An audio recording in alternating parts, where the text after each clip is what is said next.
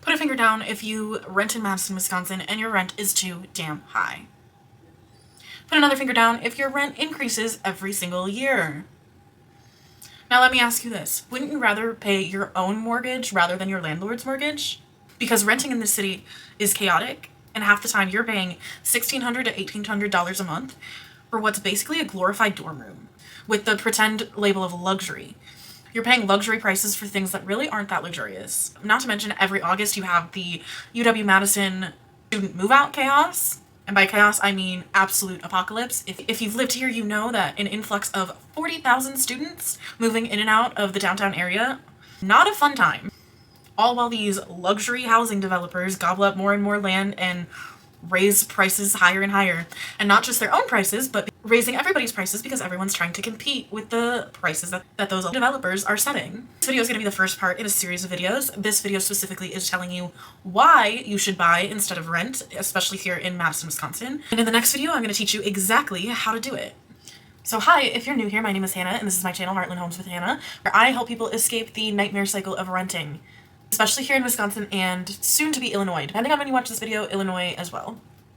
You already know renting is becoming more expensive, more chaotic, and more unreliable every single year. And you know every single year that your lease goes by, you're going to pay more and more. So my goal with these videos is really simple. It's to give you reliable information that no one else seems to be talking about, and no one bothers to explain. I want to give you the tools and the resources to make educated decisions and give you the capability to build wealth instead of set money on fire each month when you pay your rent. Before we go any further, we need to talk about what's actually happening out there in the wild, wild west of renting, because renting isn't just miserable. We're actually in the middle of a national housing crisis, and this crisis is being caused by, drumroll please, corporate investors buying up single-family homes and then charging astronomical rents and raising your rents higher and higher every passing year. And I'm not talking about your local investors that maybe have 1 or 2, maybe 3 properties. I'm talking about corporations coming in and buying up housing that we, the public, and we, the community, need. I'm talking about massive companies, hedge funds, out-of-state landlord groups. And honestly, this is not just a Wisconsin problem. This is happening nationwide. And they're not just buying apartment buildings. They're not just buying commercial properties. They're coming in, buying up single-family homes, and pricing people out of their own communities. These are the exact homes that local and regular people and families used to buy to start building generational wealth and stability. But once these companies buy them, they turn them into rentals. They raise prices. They barely maintain them, and you can put in a maintenance request and maybe it'll happen. More than likely not, it won't. And this causes neighborhoods to lose actual homeowners. People who are invested in the community and who actually live in the community. And when massive corporate investors are buying up single-family homes, guess what happens to housing stock? There's a shortage, and there's not enough. And then it's a vicious cycle of housing crisis after housing crisis. Because if regular people can't buy homes, we stay renters forever, and we're permanently paying the mortgage of these corporate overlords.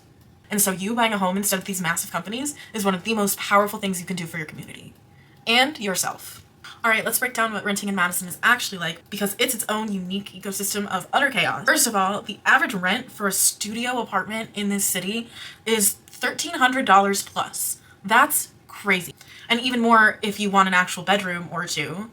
Why are rents so high here? And it's because of major companies and tech giants working with all of these corporate developers that are buying up land and real estate in the downtown area, building on it, and then renting out these luxury apartments to the people that work for these giant tech corporations that these corporations aren't necessarily paying their workers enough to be able to afford the units that they are pushing their workers into. So it's just this vicious cycle of needing more units, needing to develop these units.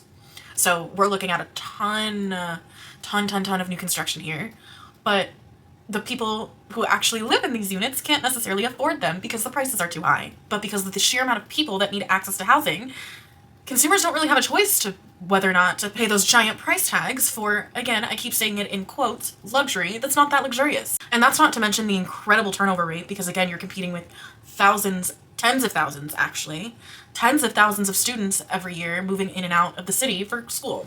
People moving here for the universities is also another reason that renting here is such a fierce competition. And while even though we have pretty high turnover rates in terms of vacancies, that number becomes totally meaningless during the school year cycle because students instantly absorb nearly every unit within a mile radius of campus. And this radius is becoming wider and wider each year. And when these massive corporate developers know that they can fill these units with desperate students, There's no cap on how high they'll price these units to be. And as I've said earlier, these prices influence everybody's rent in the entire city, because the higher the prices for your neighbor's rentals, guess what? The higher price you're probably going to pay on your own rental. You've probably seen it, $1,300 for a studio apartment. Why? Just because there's a gym in the building that nobody uses? This also puts pressure on older rentals. So a lot of them are 1920s to 1950s, what used to be single-family homes that have been converted and chopped up into apartment complexes with multiple units, tiny units. And then guess what? Corporate investors buying up single-family homes prices everybody else out of a home that wants to buy one. You know, the regular people that actually live in this community, we can't buy homes anymore. We can't buy homes that have been scooped up by corporate investors. So what this means for renting, you either end up wildly overpaying for luxury new construction, or you're paying a more reasonable price, still overpriced, for older buildings that are about as stable as your average graduate student's mental stability. Even if you're not a student, you still have to deal with the same renting cycle that is caused by the influx of students every year. And that's not to mention that a huge portion of Madison renters are overburdened, paying over 30% of their monthly income on their rent. So between rent highs, student demands, limited land and seasonal turnover, the rental market just keeps getting tighter and tighter. So if you've ever wondered why renting here feels unstable, that's because it absolutely is. And don't get me wrong, Madison is a great city, but as a renter, it is a rough game out there. You're at the mercy of the market, the season, the UW renting cycle, and whatever luxury housing is popping up in your area. Alright, now with all of that out of the way, let's talk some numbers here. So in our big year of 2025, as we're going into the beginning of 2026, our median home prices here in Madison, Wisconsin sit around low to mid $400,000 range. So you're looking at about $410,000 to $430,000 for your average home price. Don't get me wrong, that is a pretty high number for the median price range. But even though homes are priced higher, it's pretty comparable to how high the rent costs are. And in a lot of cases, your monthly mortgage payment is going to be roughly the same, if not maybe slightly less, than your rent each month. And wouldn't you rather be building equity and having an asset that's appreciating in value rather than setting money on fire every month?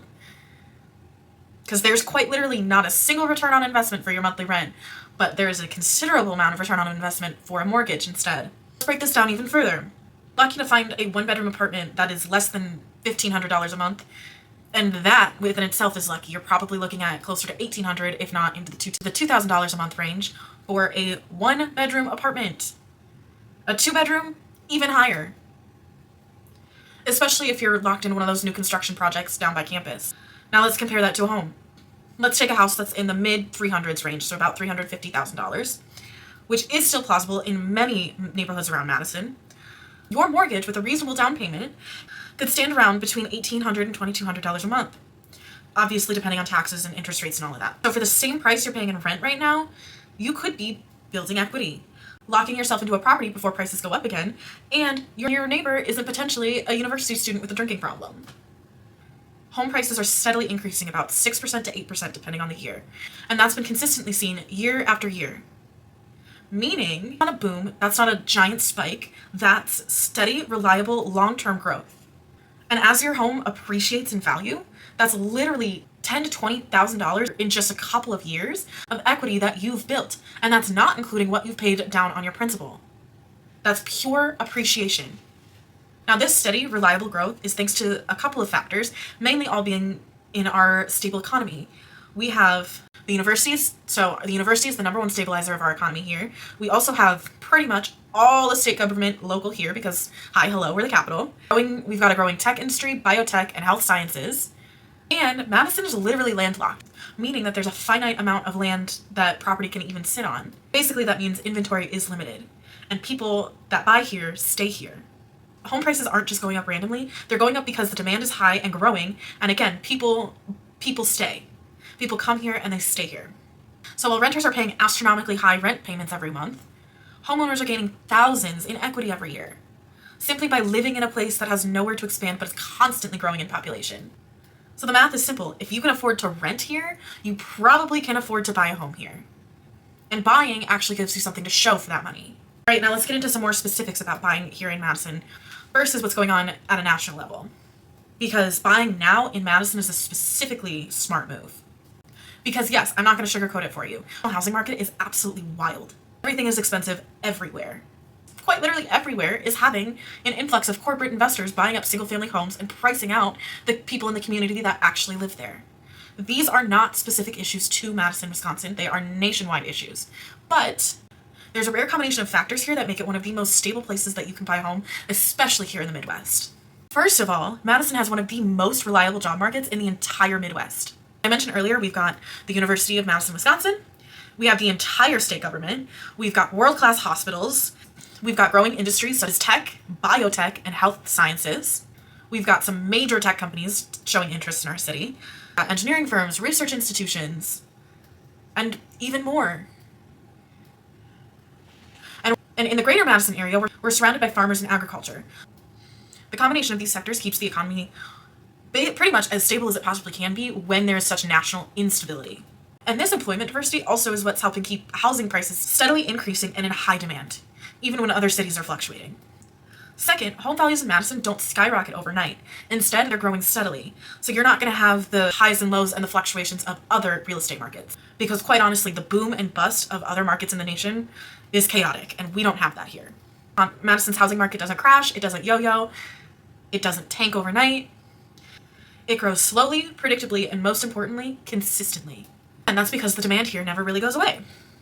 Third, and I mentioned this a little bit already, but Madison is quite literally landlocked. The isthmus isn't getting any bigger. Lake Mendota and Lake Mendota aren't going away. So we can't build outward in the heart of the city. We can either grow upward or around the city. And when land is limited, property values go up, especially in neighborhoods around the isthmus or anywhere near the campus. Fourth, Madison is what's called a forever city.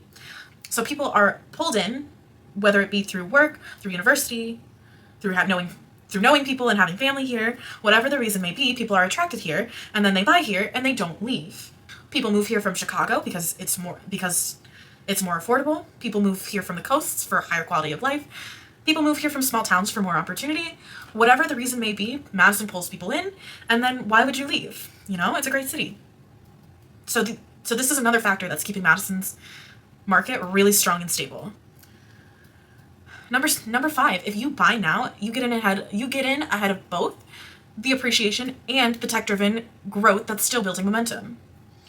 More expansion from UW, the biotech, the tech industries, and all the other industries I've mentioned, all of those things continue to drive the demand for housing upward. So yeah, buying a home in Madison is not just about owning a home. It's about getting in ahead of the demand, ahead of the appreciation, ahead of the next wave of new residents, and ahead of the investors that want to buy these properties too and price you out of them. Madison is one of the last cities in the Midwest where you can enter the market with a reasonable, normal income and actually start building equity.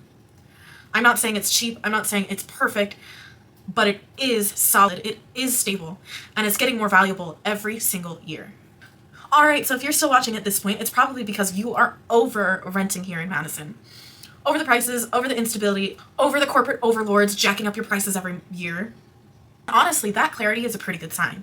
Most people convince themselves that they will never be able to buy, and I'm here to tell you that yes, you can, and I'm here to help you through it. So if you're thinking about buying, whether it be in a month, in a year, in 2 years, I don't care. Reach out to me. I want to be able to help you find a home that you deserve. I don't think I've mentioned, my name is Hannah. I'm a realtor here in Wisconsin. I do offer free consultations so I can get to know you as a buyer better and what you are way closer to being able to afford a home than you are giving yourself credit for.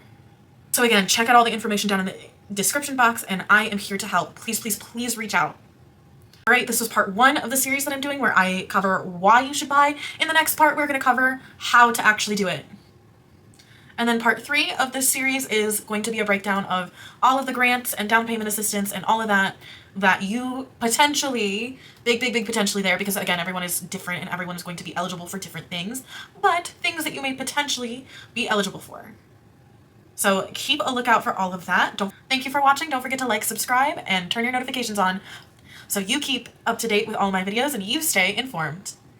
There's this saying that the best time to buy a home was 30 years ago, but the next best time to buy a home would be before your next lease is up.